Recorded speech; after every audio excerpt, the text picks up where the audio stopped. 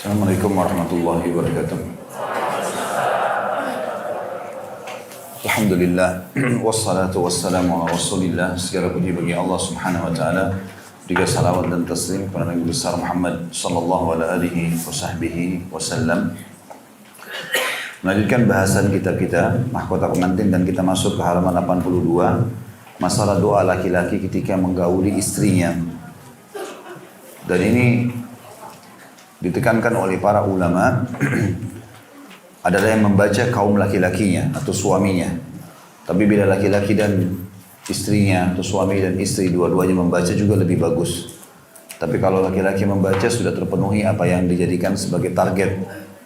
Dan fungsi utama daripada doa ini adalah agar syaitan tidak ikut serta dalam biologis tersebut yang telah Allah halalkan. Dan sisi yang lain juga tentunya anak yang akan lahir, kalau Allah karuniakan karena hubungan biologis itu akan aman dari syaitan selamanya. Kata sebagian ulama, tidak akan nakal, tidak akan durhaka dengan orang tuanya. Beranjak daripada riwayat Bukhari dari Ibnu Abbas radhiyallahu anhuma, Nabi SAW menyampaikan kepadanya dengan sabdanya, "Lau anna ahadakum idza ata ahlahu qala bismillahillahumma jannibna syaitana wa jannibish syaitana ma razaqtana faqudiya bainahuma waladun lam yadurruhu." Seandainya salah seorang dari kalian ketika menggauli istrinya mengucapkan dengan menyebut nama Allah, "Ya Allah, jauhkanlah syaitan dari kami dan jauhkanlah syaitan dari apa yang Engkau karuniakan kepada kami."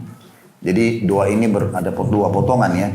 Potongan yang pertama, jauhkanlah syaitan dari kami. Maksudnya jangan dia ikut serta dalam biologis ini. Sebagaimana orang kalau tidak baca bismillah, syaitan bisa mengambil makanan itu. Walaupun secara fisik ada di tangan kita. Atau kita mengunyahnya, tapi syaitan mengambil makanan tersebut. Dan makna daripada dan jauhkanlah syaitan daripada apa yang Engkau karuniakan kepada kami, maksudnya anak. Makanya kata Nabi SAW, lalu kalau keduanya ditakdirkan memiliki anak, maka syaitan tidak akan membahayakannya atau mengganggunya, menyesatkannya. Ya, karena anak-anak yang nakal digoda oleh syaitan, yang durhaka sama orang tuanya. Apapun bisikan yang membuat kita durhaka, membangkang, melakukan perbuatan maksiat, berarti dari syaitan. Menurut Al-Qadhi, kata beliau di sini, ada yang mengatakan ini maksud bahwasanya syaitan tidak membahayakannya ialah anak itu tidak akan dirasuki syaitan. Konon, syaitan tidak menikamnya ketika dilahirkan. Makna syaitan menikam adalah, ada hadis yang lain ya, yang kata Nabi SAW, tidak ada seorang bayi pun yang lahir di muka bumi kecuali iblis atau syaitan menekan perutnya sehingga membuatnya menangis, kecuali Isa putra Maryam. Jadi memang tangisan pertama bayi itu adalah ya, pukulan syaitan ke perut si bayi tadi karena jengkelnya dengan anak Adam. Nah, orang kalau baca ini, si bayi itu selamat tadi dari tikaman atau pukulan syaitan di perutnya. Berbeda dengan yang selainnya kata beliau. Ya, maksudnya di sini saya ulangi, menurut Al-Qadhi ada yang mengatakan dimaksud bahwasanya syaitan tidak akan membahayakannya ialah anak itu tidak akan dirasuki syaitan selamanya, selama dia hidup. Konon syaitan juga tidak menikamnya ketika dilahirkan, berbeda dengan yang selainnya. Maksudnya kalau tidak baca, maka akan ditikam atau dipukul perutnya oleh syaitan. Ia mengatakan tidak ada seorang pun yang membawanya pada keumuman dalam semua kemudaratan, waswas dan godaan. Dan ini pernyataan Al-Qadhi. Hadis ini riwayat Bukhari di jilid 1 halaman 65 dan Imam Muslim jilid 2 halaman 1085. Di footnote nomor 118 di bawah, penulis mengatakan, ada yang mengatakan bahwa jika seseorang menggauli istrinya dengan tanpa menyebut nama Allah, maka jin bersarang pada anggota tubuh laki-laki. Lalu ia menggauli wanita itu sebelum suaminya menggaulinya. Jadi kalau tidak baca ini bahaya. Di antara waswas syaitan di situ adalah seseorang dibuat menghayalkan orang lain. Maka itu waswas syaitan itu. Harus isti'adah. A'udzubillahi minasyaitonirrajim. Ya. Saking pentingnya masalah doa dan tidak boleh melibatkan syaitan di sini sampai kata para ulama dianjurkan sebagaimana kalau orang sholat, begitu juga pada saat jima tidak menutup mata. Jadi itu sampai pada hal detail seperti itu ulama merincikan karena memang berhubungan sekali dengan gangguan syaitan. Orang kalau mau khusyuk sholat jangan tutup mata. Buka matanya, lihat tempat sujud. Karena hadis Nabi SAW mengatakan begitu, Allah terus memandang wajah seorang hamba yang matanya memandang tempat sujudnya. Dan tidak ada hadis yang menyuruh kita menutup mata. Jadi yang membuat khusyuk justru interaksi antara mata melihat tempat sujud, bacaan mulut yang diucapkan sehingga kuping mendengarkan. Itu membawa pada kehusyuan. Kalau orang tutup mata, bacanya dalam hati, juga tempatnya gelap dan dingin, tidurlah dia. Maka itu waswas syaitan. Jadi orang kalau tutup mata, awalnya saja dianggap dirinya khusyuk, padahal sebenarnya tidak.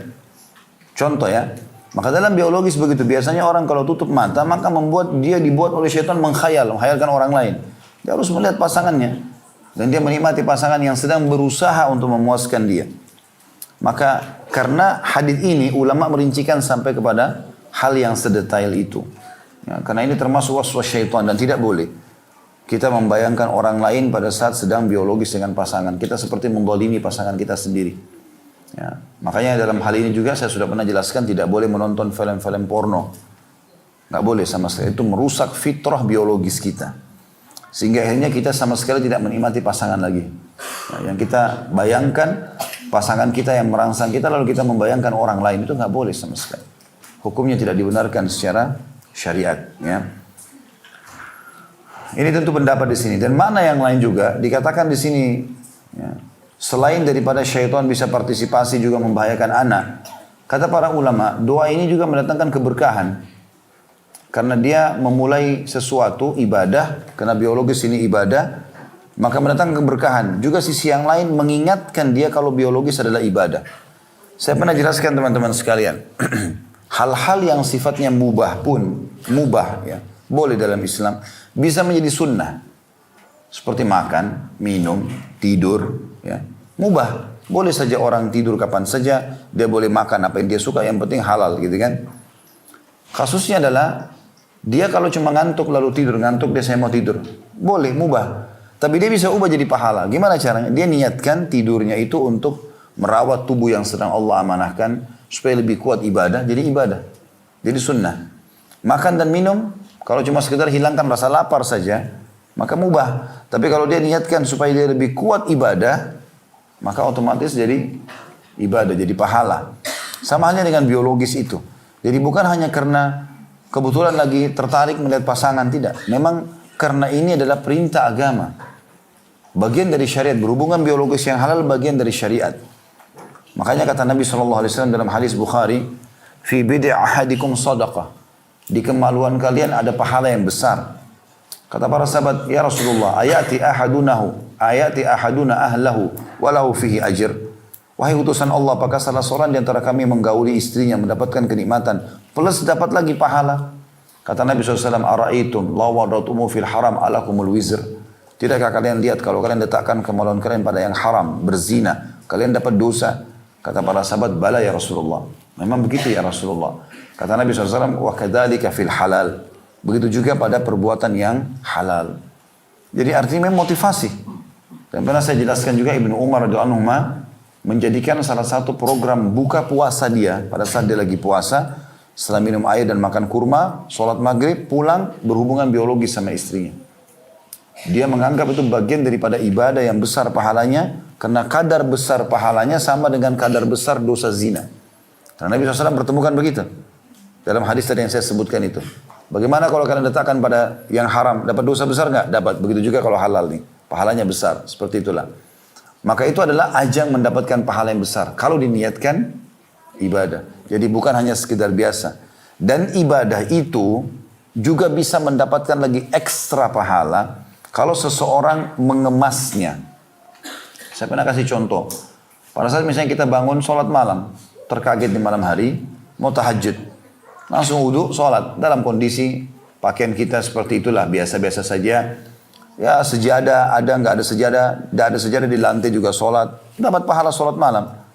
Tapi beda pahalanya dengan orang yang programin dari malam. Nanti malam saya mau tahajud. Bunyiin jam beker. Siapin mukena sama baju kokonya atau kopiahnya yang bagus untuk sholat. sejadah dibubuhi minyak wangi, bangun mandi dulu, minum teh hangat. Memang supaya ibadahnya bagus. Nah itu namanya mengemas ibadah itu. Boleh. Itu punya ekstra pahala lagi. Ya. Sekarang kita sedekah, ada orang miskin lewat, kita langsung kasih saja dia sedekah. Dia lewat kita kasih sedekah. Selesai. Dapat pahala iya. Bisa nggak dapat ekstra pahala? Bisa. Sebelum keluar rumah kita siapin. Ini dompet saya bagian sebelah sini atau di kantong saya sebelah kiri atau sebelah kanan. Ini uang 100 ribu yang baru semuanya yang belum lecek sama sekali. Ini saya khususkan sedekah. Yang ini saya pakai belanja. Dia khususkan uang yang lebih baru ya dan seterusnya, ini lebih besar pahalanya. Para sahabat berkata dalam masalah ini contoh yang lain. Kami memelihara hewan kurban kami 6 bulan sebelum Idul Adha. Maka kami menggemukkannya, menyehatkannya supaya mendapatkan pahala lebih besar. Jadi seperti itulah. Nah mengemas ibadah yang sudah ada perintahnya ini ibadah. Itu sendiri ibadah. Nah sama dengan biologis itu. Makanya seseorang memprogramkannya, mengatur makanan yang sehatnya, pakaiannya yang wangi, mandi sebelum biologis, ngobrol yang baik, ya semuanya itu adalah hal yang positif. Dan termasuk saling merangsang dengan pasangan pada hal yang dibolehkan, maka itu adalah kemasan terhadap ibadah tersebut supaya maksimal.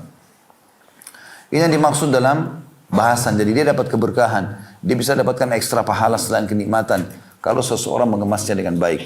Dan perlu digarisbawahi, biologis dalam rumah tangga 50%. Mempengaruhi rumah tangga 50%. Sisanya muamalah yang lain.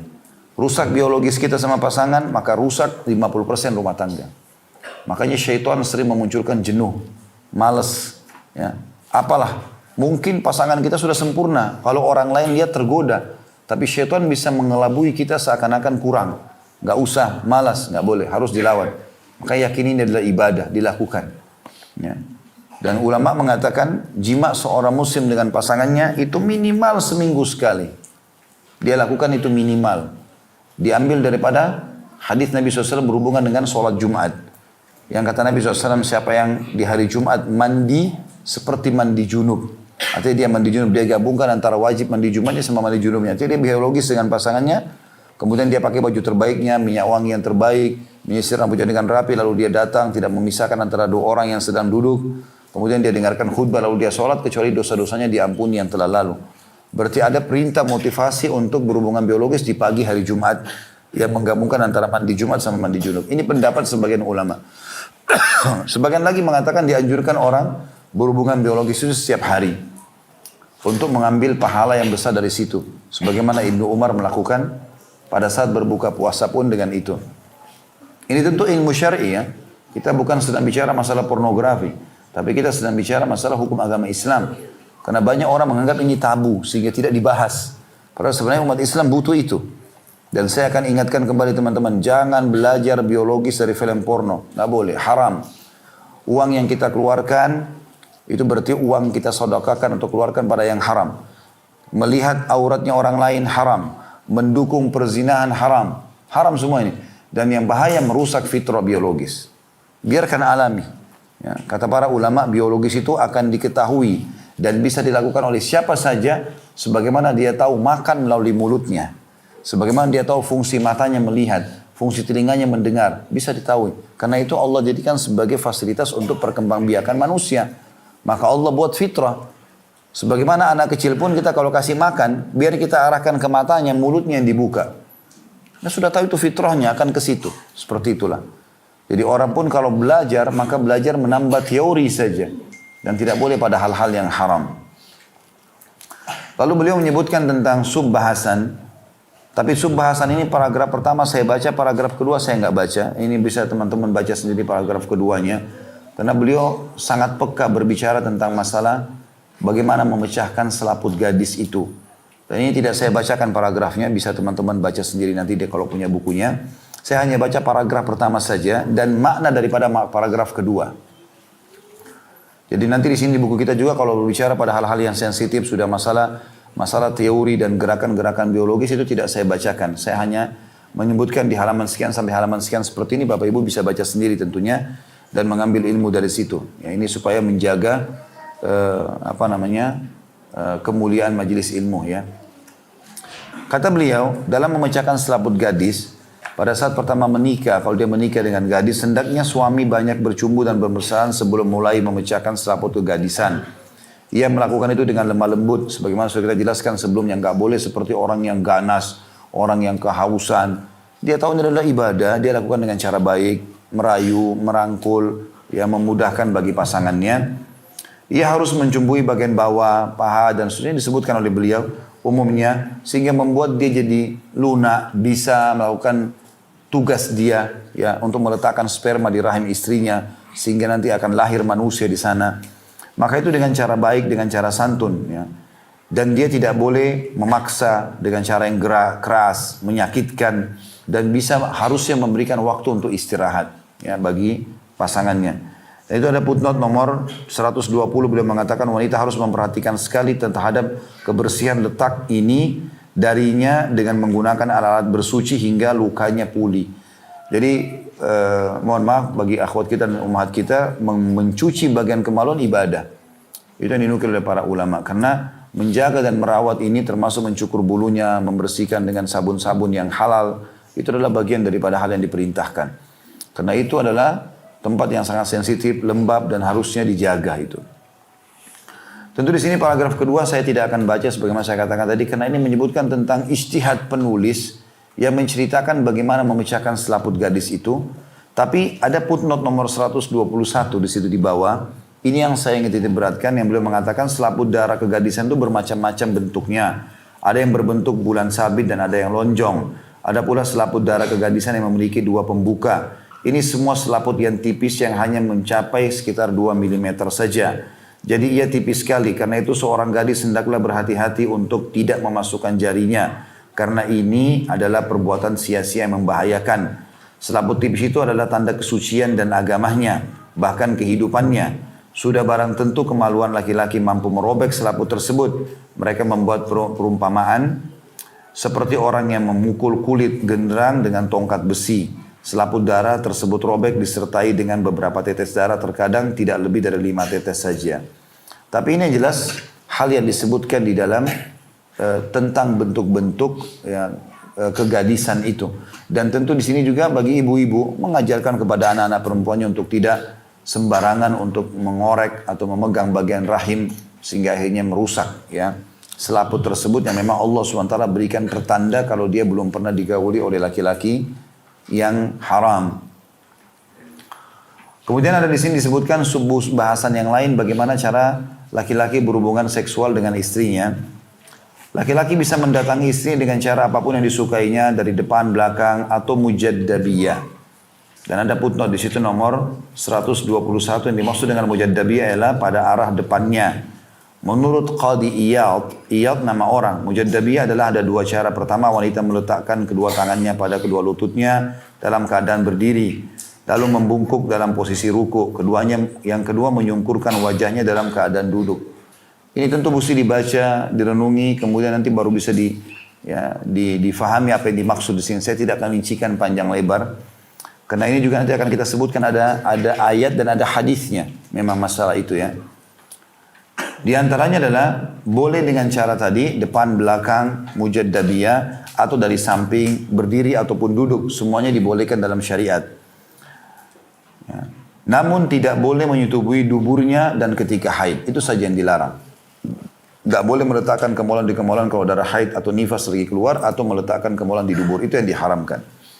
Firman Allah menjelaskan masalah itu dalam surah Al-Baqarah ayat 223. Yang bunyinya a'udzubillahi minasyaitonirrajim, nisa'ukum harthun lakum fa'tu harthakum anna syi'tum. Istri-istri kalian adalah seperti tanah tempat kalian bercocok tanam, maka datangi tanah tempat cocok tanam kalian itu bagaimana saja kalian kehendaki. Artinya bagaimanapun kalian sukai. Ini tentu turun disebabkan karena ada hadis Bukhari Muslim di bawahnya. Dalam ayat ini dikatakan dari Jabir radhiyallahu anhu, beliau berkata, "Kanatil yahudu taqul idza jama'aha mi waraiha ja'al waladu ahwal, fanazalat nisa'ukum harthun lakum fa'tu harthakum anna syi'tum." Kaum Yahudi menyebarkan isu di Madinah waktu itu, jika laki-laki menyetubuhi istri dari belakang, tentu bukan di dubur, di kemaluan, maka anaknya kalau lahir nanti matanya juling. Ya. Ini kata orang-orang Yahudi. Maka turunlah ayat ini. Ayat surah Al-Baqarah 223 membantah itu. Istri-istri kalian adalah tempat ya, ladang kalian. Maka datangilah tanah tempat bercocok tanam itu bagaimana yang kalian sukai. Kemudian juga ada sebab yang lain disebutkan oleh para ulama tafsir adalah kalau masyarakat Mekah terbiasa biologis dengan memang menunggingkan istrinya, tapi bukan pada dubur, pada kemaluan. Dan masyarakat Madinah itu dengan cara perempuan yang berbaring laki-laki di atas itu umum pada zaman itu. Maka pada saat sahabat-sahabat Nabi hijrah dari Mekah ke Madinah, mereka terbiasa dengan tata cara biologis Mekah. Mereka tidak tahu biologis Madinah. Menikahlah mereka dengan wanita-wanita Madinah. Waktu sudah menikah dan mau digauli, para sahabat ini pada nolak.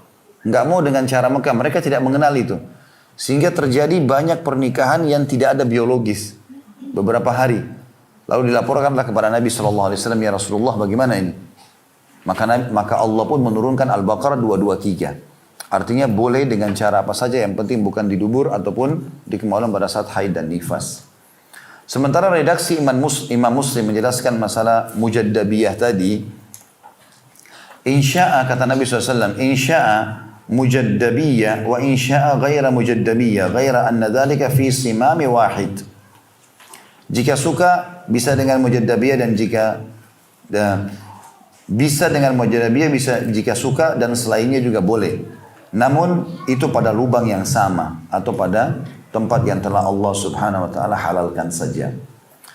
Ibnu Abbas berkata radhiyallahu anhu, komunitas Ansar itu dulunya penyembah berhala dan mereka bertetangga dengan komunitas Yahudi yang merupakan ahli kitab.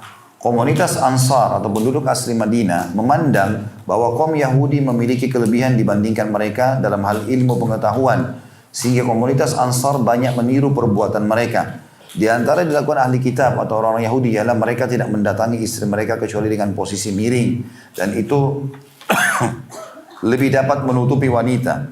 Komunitas Ansar telah mengambil hal itu dari perbuatan mereka. Sementara orang-orang Quraisy menggauli istri mereka dengan cara yang dipungkiri oleh orang-orang Ansar. Tadi sudah saya bilang ya, dengan menunggingkannya. Mereka menikmati istri mereka dari depan, belakang dan terlentang. Maka kaum muhajirin berhijrah ke Madinah. Salah seorang dari mereka menikah dengan wanita Ansar, lalu ia melakukan hal itu terhadap istrinya, maka istrinya mengingkari. Seraya mengatakan, kami hanyalah digauli dengan posisi miring. Maka lakukanlah demikian. Jika tidak, jauhilah aku. Hingga urusan keduanya menjadi masyhur, tersebar. Lalu hal itu terdengar oleh Rasulullah SAW. Maka Allah menurunkan firman-Nya tadi, Al-Baqarah 223. Istri kalian adalah tempat atau tanah tempat kalian bercocok tanam, maka datangilah tempat kalian bercocok tanam tersebut bagaimana kalian kehendaki atau bagaimana saja kalian kehendaki, yakni dari depan, belakang, terlentang, yakni asalnya, yang penting asalnya pada kemaluan. Yang disebutkan hadis sahih riwayat Abu Daud di jilid 1 halaman 377. Itu kemudian itu tentu dua sub bahasan yang masih tersisa dari bahasan kita sebelumnya. Dan kita akan masuk ke bahasan kita pada siang ini. Pesta pernikahan atau walimah. Pesta pernikahan atau walimah termasuk kewajiban yang semestinya ada. Karena ada rukun-rukun pernikahan itu ya. Harus ada wali, ada kalimat akad, ada saksi, ya, ada mahar. Dan juga ada iklan. Diwalimahkan, diacarakan. Yang kata Nabi SAW kepada Abdurrahman bin Auf, awlim walau bisyat. Iklankan walaupun hanya dengan seekor domba saja. Kata beliau, pesta pernikahan dilaksanakan keesokan harinya. Tentu ini disebutkan oleh Syekh Albani dalam Adabuz Zifaf. Maksudnya boleh pada hari yang sama, boleh hari esoknya. Walimah itu wajib dilaksanakan setelah melaksanakan malam pertama. Berdasarkan sabda Nabi SAW, tak kala Ali bin Abi Thalib telah meminang Fatimah, innahu la budda lil ursi min walimatin, faqala Sa'du alayya qabshun, wa qala fulan alayya kada wa kada min dhuratin. Harus diadakan pesta pernikahan, undang orang makan, minimal orang-orang yang terdekat, tetangga, kerabat terdekat, supaya jangan terjadi fitnah. Kalau kita nikah berdua, nggak ada orang tahu, Ya, akhirnya nanti jalan orang pikir ini berzina. Tapi kalau diiklankan minimal dengan orang-orang yang terdekat, maka ini sunnah Nabi SAW. Bahkan diwajibkan sebagaimana saya katakan tadi. Tidak harus semua orang diundang, yang penting orang-orang terdekat. Yang sering kira-kira tiap hari interaksi dengan mereka. Tetangga, teman kantor, dan seterusnya. Kata Nabi SAW harus diadakan acara pernikahan atau walimah urj. Lalu saat berkata, ini kan Nabi katakan kepada Ali bin Abi Thalib waktu sudah meminang Fatimah. Lalu Sa'ad bin Waqqas berkata, aku akan menyumbang seekor domba. Lalu sahabat yang lain si fulan juga mengatakan aku akan menyumbang gandum, demikian dan demikian. Dan dalam satu riwayat lain dikatakan segolongan kaum Ansar mengumpulkan beberapa sak gandum untuknya, maksudnya untuk Ali bin Abi Thalib dan Fatimah radhiyallahu anha majma'in. Ini disebutkan hadis sahih di jilid 5 di halaman 359 tentunya, diriwayatkan oleh Abu Dawud. Anas bin Malik menuturkan, dan ini juga pelajaran dari riwayat yang sebelum kita sebutkan ya, kalau boleh kita terima sumbangan dari orang. Jadi boleh saja ada kerabat kita, adik kita mau menikah lalu mengatakan, oh cateringnya dari saya misalnya. Oh ini acara ini dari saya, untuk ini dari saya, ya apalah gaun pengantinnya dari saya. Ini semuanya hal yang boleh. Ya. Anas radhiyallahu anhu menuturkan Nabi SAW mengadakan walimah saat menikah dengan Zainab. Jadi Nabi sendiri mengiklankan dan mengajak sahabatnya untuk makan. Ya. Waktu menikah dengan Zainab. Dan beliau mengenyangkan kaum muslimin dengan roti dan daging. Lalu beliau pergi kepada ummahatil mu'minin atau istri-istri beliau lalu mengucapkan salam dan berdoa untuk mereka. Beliau mengucapkan salam kepada mereka dan mereka mendoakan untuk beliau. Beliau melakukan hal itu pada pagi hari setelah malam pertamanya. Dan di sini sahih diriwayatkan Nasai dalam bab al-walimah. Ini adalah tradisi Nabi SAW yang mulia. Jadi beliau menikah, beliau iklankan walaupun beliau poligami. Dan kemudian beliau mendoakan istrinya yang sebelumnya. Dan istrinya pun mendoakan beliau dalam pernikahan tersebut. Itu yang disebutkan dalam riwayat ini. Jadi banyak orang subhanallah mengangkat riwayat-riwayat kecemburuan Aisyah terhadap istri-istri yang lain. Dan melupakan riwayat seperti ini. Padahal kecemburuan tersebut muncul, kata para ulama, dengan hikmah Allah agar menjadi hukum syar'i. Agar menjadi hukum syar'i. Tapi bukan berarti Aisyah buruk radhiyallahu anha. Karena banyak riwayat di mana beliau sendiri menceritakan, seperti riwayat ini, menceritakan bahwasanya Nabi SAW waktu nikah sama Zainab, maka beliau pun mendatangi istri yang lain, lalu mendoakan mereka, mereka pun mendoakan Nabi SAW. Dalam riwayat lain pun, waktu Nabi SAW menikahi Juwairiyah radhiyallahu anha, pada saat itu Juwairiyah ini adalah anak kepala suku Mustaliq. Suku Mustaliq. Dan waktu itu dalam perjalanan perang Aisyah ikut radhiyallahu anha. Dan Aisyah dinukil orang banyak menceritakan masalah cemburunya saja. Padahal di peperangan itu pada saat Nabi SAW melihat Juwairiyah datang karena dia jadi tawanan perang, dia mengatakan, ya Rasulullah izinkan saya atau lindungi saya. Kata Nabi SAW, kalau kau ingin masuk Islam, saya akan merdekakan kamu dari tawanan dan saya akan nikahi kamu. Maka dia pun mengatakan baiklah. Lalu kemudian dinikahilah oleh Nabi SAW dan Aisyah sendiri ada pada saat itu. Tidak ada riwayat menjelaskan Aisyah cemburu dan marah-marah.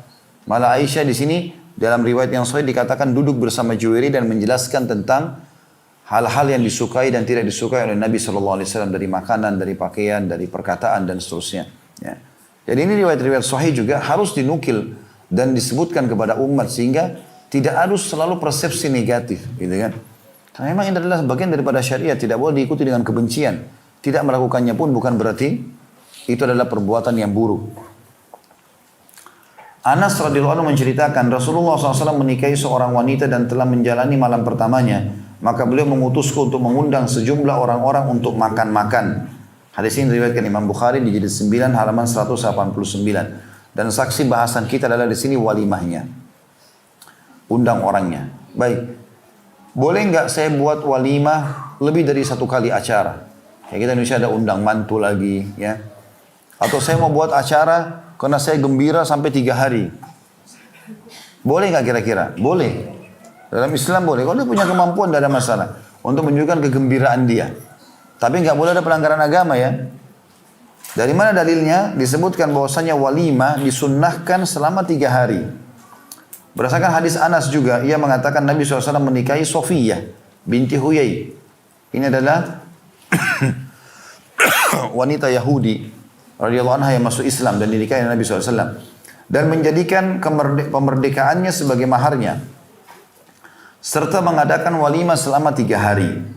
Hadis ini hadis Hasan diriwayatkan Abu Ya'la dengan sanad Hasan dalam kitab atau sebagaimana dinukil dalam kitab Fathul Bari atau Sahih Bukhari di jilid 7 halaman 387. Juga dinukil mengundang orang-orang soleh adalah bagian daripada hal yang dianjurkan dalam walimah. Berdasarkan sabda Nabi SAW yang berlaku umum tentu hadis ini, la tusahib illa mu'minan wa la ya'kul ta'amaka illa taqi. Janganlah berteman kecuali dengan orang-orang mukmin dan janganlah makan makananmu kecuali orang-orang yang bertakwa. Hadis ini sahih riwayat Abu Dawud, Tirmidzi dan juga Imam Ahmad. Hadis ini berarti menganjurkan kita fokus, undangan kita fokuskan kepada orang-orang soleh. Nggak boleh sembarangan orang. Kalau kita undang orang-orang fasik dan mereka memenuhi gedung acara kita, maka bisa saja terjadi maksiat-maksiat gitu. Ya. Banyak. Di Jakarta ini sendiri banyak terjadi masalah itu. Saya pernah temukan beberapa orang menyampaikan kasus yang luar biasa gitu. Karena undangannya sangat umum, banyak orang maksiat yang datang. Akhirnya datanglah laki-laki dengan penampilannya yang terbaik, perempuan yang terbaik, ketemu, janjian. Kebetulan diadakan di gedung di hotel. Mereka begitu kenalan, langsung nginap di hotel berzina. Ya. Bahkan ada yang melakukan perzinahan di kamar mandi gedung itu dan seterusnya. Ini kan berbahaya sekali. Nah, berarti orang-orang yang mengadakan acara ini yang punya panen dosa ini. Ya, dia sengaja mengembangkan itu, mengundang orang sembarangan. Ya. Tentu saja kalau kita sudah sebarkan undangan lalu ada orang datang kita tidak tahu. Ternyata dia datang dengan hal-hal yang itu buruk, itu di luar tanggung jawab kita ya. Nah, kita tidak tahu. Tapi kalau kita sudah tahu orang ini pezina, kita sengaja undang misalnya. Nggak boleh. Ya, karena itu nanti dia akan mengacaukan acara. Dia akan sengaja cari pasangan di situ. Dan dia ngacaukan acara, akan membuat masalah-masalah yang mungkin tidak diharapkan. Kemudian juga termasuk hal yang perlu diperhatikan dalam masalah walimah adalah mengadakan pesta pernikahan dengan menyembelih minimal seekor kambing. Tapi boleh lebih. Artinya orang boleh melakukan pesta besar-besaran itu hak dia. Kalau dia punya uang. Dan saya sudah pernah bilang teman-teman sekalian, saya ingatkan kembali. Tidak boleh kita jadikan perbuatan saudara kita muslim, itu kita jadikan tolak ukur perbuatan kita. Misal gini, keadaan saya sama keadaan, misalnya si A sama si B. Keadaan ekonomi si A, miliaran orangnya kaya raya. Si B biasa saja. Atau mungkin orang miskin. Tidak boleh si B menarik keadaan dia ya, atau pernikahan dia kepada si A. Oh mungkin bagi dia kalau dia keluarkan uang 10 juta sudah besar dalam acara pernikahan. Si B atau ini si B, si A ini uangnya banyak miliaran. Mungkin kalau dia keluarin uang 1 miliar pun dia anggap kecil bagi dia. Maka nggak boleh kita jadikan tolok ukur orang lain dengan kita, nggak bisa. Dan tidak boleh kita anggap mubazir. Selama itu halal buat dia. Nabi SAW mengatakan acara 3 hari berturut-turut.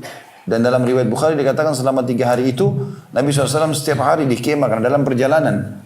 Waktu itu pulang dari peperangan Nabi SAW tebarkan terpal ya dari kulit yang sahabat duduk makan sampai mereka kenyang dalam 3 hari. 3 hari berturut-turut. Ya paginya, ya sore, ya siangnya, ya malamnya, tiap hari. Selama 3 hari. Karena menunjukkan kegembiraan Nabi SAW. Tapi dianjurkan dalam acara perkawinan tersebut ada masakan domba atau kambing. Ya. Dan sudah pernah saya jelaskan keliru kalau ada orang mengatakan kambing itu adalah makanan orang Arab. Keliru. Kambing itu hewannya orang Islam. Ya. Karena kita punya banyak yang dalil. Yang pertama hadis Bukhari. Kalau Nabi SAW sangat gemar makan paha kambing. Jadi kalau kita makan kambing karena Nabi SAW suka berpahala. Yang kedua kita punya akikah. Lahir anak laki-laki. Mau dia orang bule, mau orang Arab, mau orang Melayu, mau orang hitam dari Afrika. 2 kambing. Gak bisa ganti hewan lain. Anak perempuan 1 kambing. Dan sunnah makan sebagian dari kambing tersebut. Sebagaimana sabda Nabi SAW kepada Ali bin Abi Thalib. Waktu sudah menyembelih untuk Hasan dan Husain. Bagikanlah dan makanlah sebagiannya. Jadi anjurkan makan. Berarti orang bule, orang Arab, orang Melayu semua makan. Selama muslim, akikah anaknya makan sebagian kambing itu. Yang ketiga ada Idul Adha. Ada sapi, ada unta, ada kambing atau domba yang bisa disembelih. Tapi tetap lebih afdal domba dan kambing. Karena Nabi SAW berkurban dengan 65 ekor domba. Begitu pula Ibrahim AS waktu mau menyembelih Ismail AS. Waktu tidak jadi disembelih, Ismail diganti apa sama Allah? Domba. Ya? Itu menunjukkan keafdaliannya gitu. Juga di sini dalam walimah Nabi SAW menganjurkan untuk menyembelih kambing atau domba. Sebagaimana sabda Nabi SAW dalam hadis aulim walau bisyad. Adakan pesta pernikahan walaupun hanya dengan seekor kambing saja. Hadis ini tentu hadis yang sahih riwayat Bukhari jilid 4 halaman 232. Juga masuk dalam bahasan kita adalah boleh mengadakan pesta perkawinan dengan kurma, susu dan minyak samin. Artinya selama halal silahkan. Nah. Jika ia tidak memiliki keleluasaan, misalnya dia tidak bisa beli kambing, betul-betul tidak ada sama sekali duitnya, misal, maka dia boleh menghidangkan apa saja. Kalau di Madinah dulu zaman itu mudah sekali dijangkau kurma, samin, susu, murah ya di zaman itu. Maka apa saja yang kita termudahkan, kita walaupun bisa cuma hidangkan apa ya, mungkin cuma potong ayam, tidak bisa kambing misalnya, sudah cukup. Atau mungkin cuma kue-kuean, maka itu juga sudah cukup. Dikatakan jika ia tidak memiliki keleluasaan, maka ia bisa mengadakan pesta pernikahan dengan makanan selain daging. Anas radhiyallahu menuturkan Nabi SAW mengadakan walimah di antara Khaybar dengan Madinah selama 3 hari saat melangsungkan pernikahan dengan Sofia binti Huyai. Aku pun mengundang kaum muslimin ke acara walimahnya. Makanan dalam walimah itu adalah roti, bukan daging. Beliau menyuruh menggelar gelaran terbuat dari kulit. Lalu beliau menuangkan kurma, keju dan minyak samin padanya. Itulah walimah yang beliau adakan. Saat itu kaum muslimin mengatakan ini salah satu ummahatil mu'minin atau hamba sahaya beliau. Maka mereka mengatakan jika beliau menghijabinya, berarti dia adalah termasuk ummahatil mu'minin. Dan jika beliau tidak menghijabinya, ya tidak membiarkannya tertutup sehingga masih ada orang boleh melihat bagian wajahnya, berarti itu termasuk hamba sahaya beliau. Tak kala beliau pergi, beliau menurunkan di belakangnya, menuntunnya di belakangnya dan membentangkan hijab antara dirinya dengan orang lain. Ya, dan ini menandakan berarti Sofia radhiyallahu anha adalah istri Nabi alaihissalatu wassalam. Hadis Bukhari jilid 7 halaman 378, Imam Muslim jilid 4 halaman 147. Saksi bahasan kita adalah di sini mengadakan acara walimah dengan sesuai dengan kemampuan. Idealnya tentu dengan kambing dan domba tadi. Ahli kebajikan dan orang-orang yang memiliki keleluasaan berpartisipasi dalam pesta perkawinan atau pernikahan. Hal ini berdasarkan hadis Anas yang mengatakan tentang kisah pernikahan Nabi SAW dan Ummul Mukminin Sofia radhiyallahu anha. Hingga ketika Nabi SAW berada di jalan, maka Ummu Sulaim radhiyallahu anha mempersiapkan Sofia untuk beliau, lalu memberikan kepada beliau pada malam hari. Pada pagi harinya Nabi menjadi pengantin, maka beliau mengatakan barang siapa yang memiliki sesuatu silahkan membawanya. Beliau pun membentangkan gelaran, lalu seseorang laki-laki datang membawa keju, laki-laki lainnya datang membawa kurma, laki-laki lainnya membawa minyak samin. Kemudian mereka makan. Itulah walimah yang dilakukan oleh Nabi SAW, sebagaimana disebutkan dalam hadis Bukhari Muslim dan juga riwayat Imam Ahmad. Riwayat-riwayat ini tentu menjelaskan kepada kita, Bapak Ibu sekalian, tentang pentingnya mengadakan acara walimah. Ya. Baik, tadi sudah kita sempat singgung tentang dianjurkan mengundang orang yang baik dan jangan undang ahli maksiat. Ya. Tapi bedakan antara pemahaman itu dengan pemahaman ini. Dalam walimah juga tidak boleh kita mengundang hanya orang kaya atau tokoh-tokoh masyarakat. Sunnah Nabi SAW mengundang semua jajaran masyarakat. Tapi kaidahnya berhubungan dengan tadi. Orang soleh dan soleha itu. Ya. Sebagaimana disebutkan, kata beliau, tidak boleh hanya mengundang orang kaya saja ke acara walimah. Berdasarkan sabda Rasulullah SAW, Nabi SAW bersabda, "Syarrut ta'ami ta'amul walimati, yumna'uha man ya'tiha, wa yud'a ilaiha man ya'baha, wa man lam yujib ad-da'wa, faqad asallaha wa rasulah." Hadis ini sahih riwayat Imam Muslim. Seburuk-buruk makanan adalah makanan pesta yang dilarang dimakan oleh orang-orang yang mendatanginya. Sementara ini bukan orang-orang yang mendatanginya, dilarang makan orang-orang miskin. Ya. Sementara orang-orang yang menolak datang malah diundang. Kadang-kadang ada orang sudah tahu tidak mau datang tetap diundang. Ya, hanya karena kedudukannya misalnya. Barang siapa tidak memenuhi undangan, maka ia telah bermaksiat kepada Allah dan Rasulnya. Dan ini tentu sudah kita jelaskan tadi, maksudnya adalah harusnya diundang semua jajaran. Jadi kalau ada keluarga kita, umumnya subhanallah standar ya, semua keluarga pasti ada orang yang mampunya, ada orang yang sedangnya, ada orang yang miskinnya. Undanglah semuanya. Jangan karena ini sepupu saya orang miskin, nanti nggak bawa amplop, nggak usah diundang. Nggak boleh. Ya. Undang semuanya jajaran. Atau ini teman kantor saya, ini selevel dengan saya nih, jajaran manajer ke atas. Ini di bawah, ini OB segala macam, nggak usah diundang. Nggak boleh. Undang semuanya, gitu kan. Itu yang dimaksudkan di sini. Makna daripada wajib memenuhi undangan berdasarkan sabda Nabi SAW dalam hadis yang lalu tadi, barang siapa tidak mengundangkan maka dia telah bermaksiat kepada Allah dan Rasulnya. Juga dalam sabda Nabi SAW, fukul aniyah wa ajibud da'iyah wa udul maridha, bebaskan tawanan, penuhi undangan orang yang mengundang dan jenguklah orang-orang yang sakit. Hadis ini riwayat Bukhari. Ini maksudnya adalah seseorang muslim kalau diundang dia wajib datang kecuali dia punya udzur syar'i. Nggak boleh karena yang undang kita orang miskin kita nggak datang, nggak. Kita diundang datang, kecuali ada udzur syar'i. Dari awal kita akan safar, sakit, ya, memang jauh tempatnya nggak memungkinkan. Kita di Jakarta diundang ke Irian misalnya, jauh, mungkin biayanya besar, nggak mungkin ke sana atau jauh waktunya segala macam, mungkin. Atau ada mungkin orang menikah diundang luar negeri. Saya itu hari ada beberapa teman-teman di Jakarta pengusaha, mau kemana? Safar, mau kemana? Saya tanya. Mau ke Dubai Ustaz. Kenapa? Ada pernikahan kerabat di sana. Tidak semua orang bisa safar. Nah, kalau ada udzur syar'i beda. Atau dari awal kita bahasakan itu. Dari awal. Saya hampir setiap saat pengajian ada saja ikhwah yang antarin undangan. Tapi saya tahu, saya lihat jadwalnya bertepatan dengan jadwal saya pengajian. Saya mengatakan saya nggak bisa datang. Mohon maaf. Nah, ini memang nggak bisa datang. Karena kalau datang, kalau dipaksakan pun akan terbengkalai jadwal yang sudah ada sebelumnya. Itu nggak mungkin. Ya. Kita bahasakan kalau kita tidak bisa. Misal, dari awal ya. Sehingga tidak ada harapan yang digantungkan oleh orang yang sedang mengundang. Tapi kalau tidak ada udzur, maka harusnya datang. Kata beliau, kalau undangan ada, maka wajib memenuhi undangan. Meskipun ia sedang berpuasa. Kalau puasa bukan udzur. Tetap datang, walaupun puasa Senin Kamis misalnya. Berdasarkan hadis Abu Sa'id Al-Khudri radhiyallahu anhu yang mengatakan sana'tu li Rasulillah SAW ta'aman fa'atani huwa wa ashabu falamma wudi'a at-ta'amu qala ar-rajulu minal qaum inni atau anni sha'im faqala Rasulullah SAW da'akum akhukum wa takallafa lakum thumma qala lahu aftir wa sum makanahu yawman in syi'ta.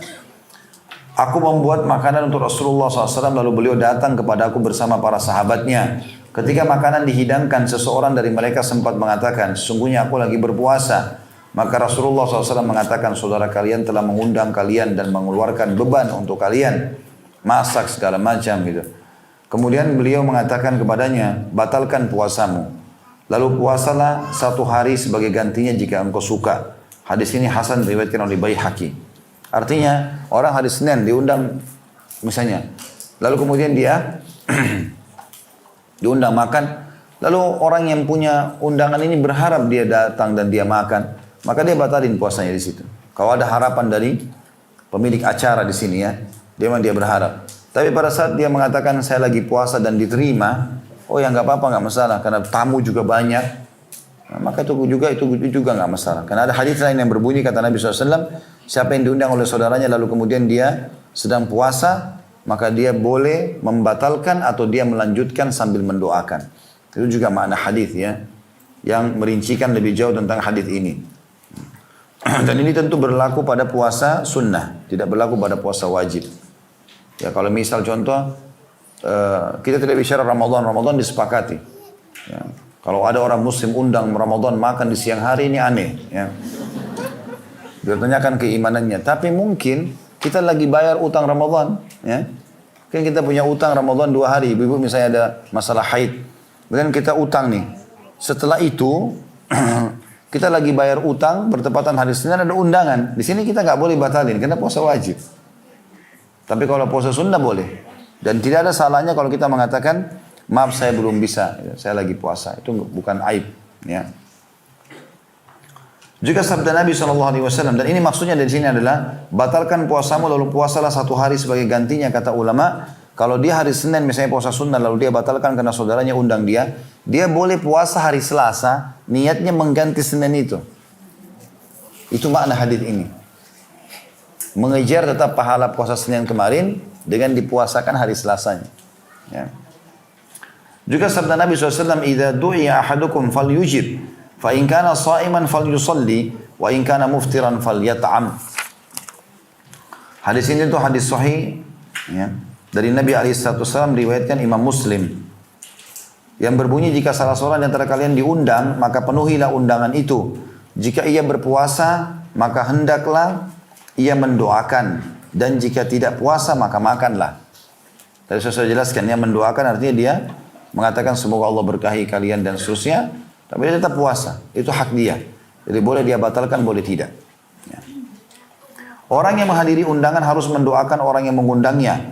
Berdasarkan hadis Abdullah bin Bushyr, bahwa ayahnya membuat makanan untuk Nabi SAW.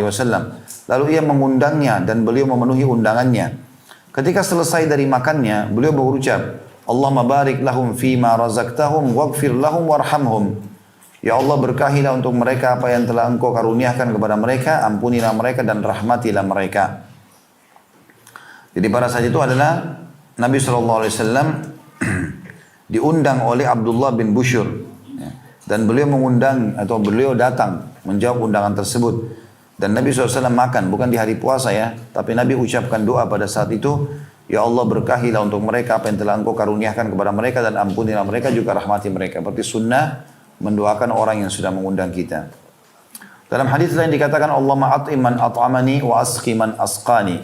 Ya Allah, berilah makan siapa yang memberiku makan, dan berilah minum siapa yang memberiku minum. Hadis ini juga sahih riwayat Imam Muslim.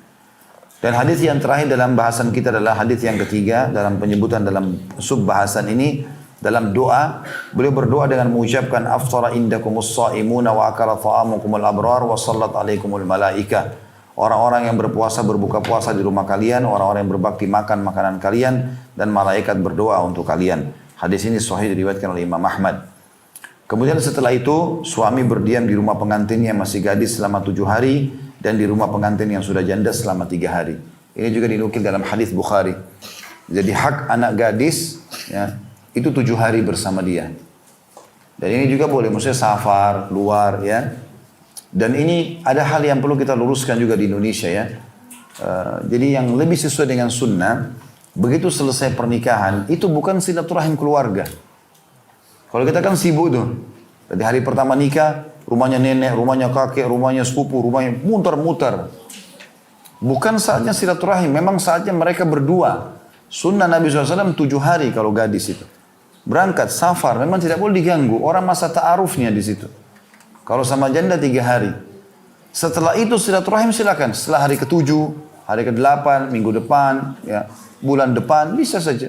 Jadi tidak harus pada saat itu. Karena saya lihat ini seperti sebuah kewajiban itu ya. Sebuah kewajiban itu. Jadi saya waktu itu hari melakukan akad nikah di salah satu di Surabaya waktu itu pihak keluarga istri saya membahasakan itu. Jadi harusnya setelah akad nikah kesini, kesana, kesini banyak. Mungkin ada 50 rumah harus didatangi. Nah, itu orang harus datang ke sini. Kan itu bisa, tapi nanti bukan harus sekarang gitu. Dan itu sunnah Nabi SAW ya. Sunnah Nabi SAW harusnya meluangkan waktu begitu, sebagaimana diajarkan oleh beliau. Allahu a'lam.